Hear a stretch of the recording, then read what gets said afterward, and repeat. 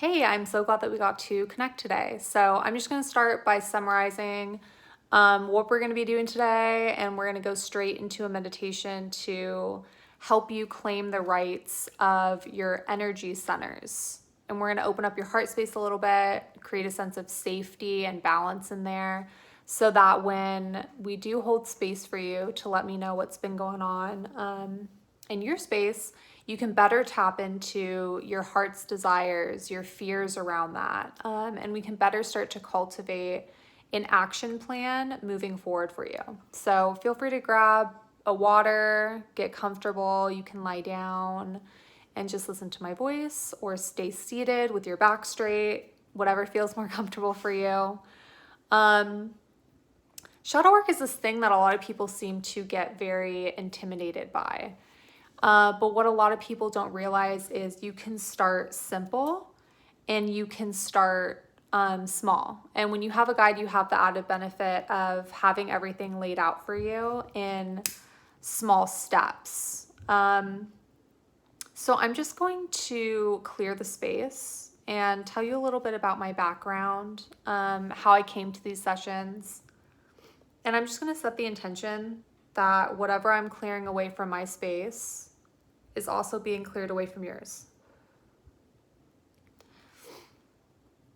And we're going to take a deep breath. We're just going to take a deep breath in and let it all out. And I like to, sometimes when I'm doing breathing exercises, I like to take a deep breath in and make everything really tense.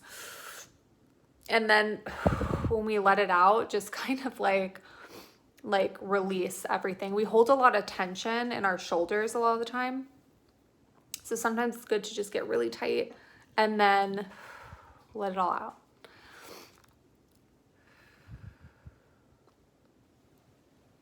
And I actually started my professional career just as a tarot reader. For a long time, women came to me when they had broken hearts and I would read their cards. I wanted to help women in love, but over time, what I noticed is that women were struggling with the same questions phrased in different ways. So questions like, is he my soulmate? Are we meant to be together? What do I do? And if the question was, are we going to end up together, or do we end up together? If the answer was yes, it was quickly followed by, like, is he my soulmate? And by listening to these women's hearts and souls, what I realized was that my clients were really asking me, will I be happy? And so by rephrasing these questions of, is he my soulmate, to what does your soul need to be happy, it gave more space for the universe to surprise them with answers and questions that they didn't know they had. So we're taking the focus away from external things like, what's this person feeling about me? Like, what's going on here? And we're kind of redirecting it to be a little bit more internal, and we're opening up space for multiple possibilities. It's not like solely fixated on this one thing. And that's where the real magic happens, right? Because it's difficult. It is difficult, but by acknowledging what it is you want, and then by having the strength and the vulnerability really to let go of that a little. We're just acknowledging that, hey, maybe I don't always know what my best path is 100% of the time with 100% certainty all the time, right? By doing that, we're opening up space for support in our struggles. So I would guide my clients to say something like, I'm open to help and support from my guides and the universe. If you pray, praying like, universe, I want this thing, but I'm letting go. I'm surrendering. I'm opening up space for this or something better. And by doing this and taking this approach, we create space for growth. And I say it's difficult because a lot of women find it hard to believe that they're worthy of XYZ or better, which is just a block. It's just an old belief. A lot of women also find it hard to redirect the energy. So maybe you are someone who have, or, in the past has been in a situation where you've taken a step back physically from a person, a situation, but your energy is still there. Mentally, you're still there. And by redirecting your energy, your mental energy from that situation and putting it back into yourself, it can feel scary sometimes because you're letting go of control over the situation. And again, we're just dealing with beliefs, but it's something that's very simple. A lot of these things with shadow work, it's something very simple, but at the same time, it can be very difficult. That's why it's work. That's why we're doing it. So in a card reading, I'm not looking at how XYZ person feels about you or if you're meant to be, because although that may fix the surface issue you're having, it's not getting to the root healing, right? So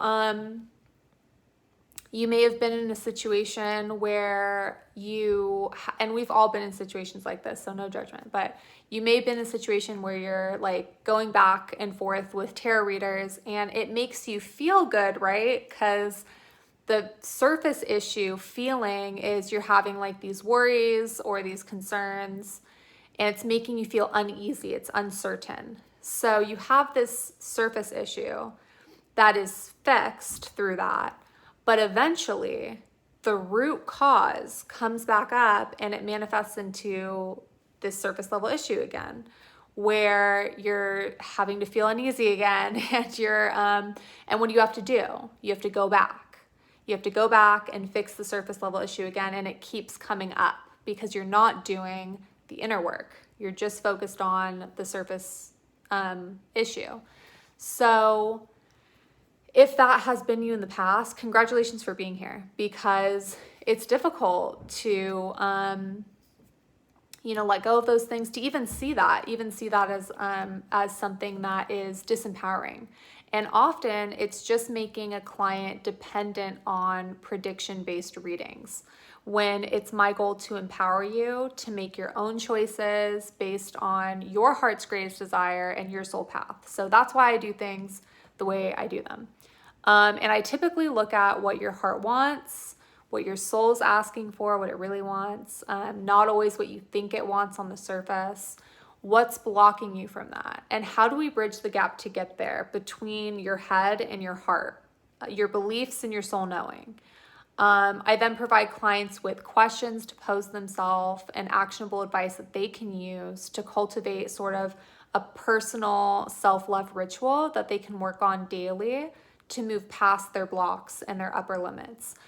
So you can leave with kind of a mini starter blueprint to your shadow work.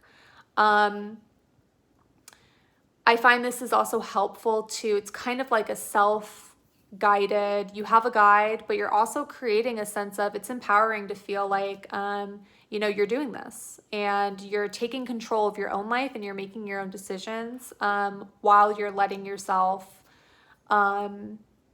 receive support for that, because there's nothing wrong with receiving support. Like I said, we're always growing and evolving and we're always working on our shadows. So it takes patience. It takes love with ourselves. But when you truly feel that love that's already within you and you can feel that within yourself, for yourself, it's beautiful. And that's why I do this. And that's what we're going to start to cultivate here today. So welcome to your heart shadow session.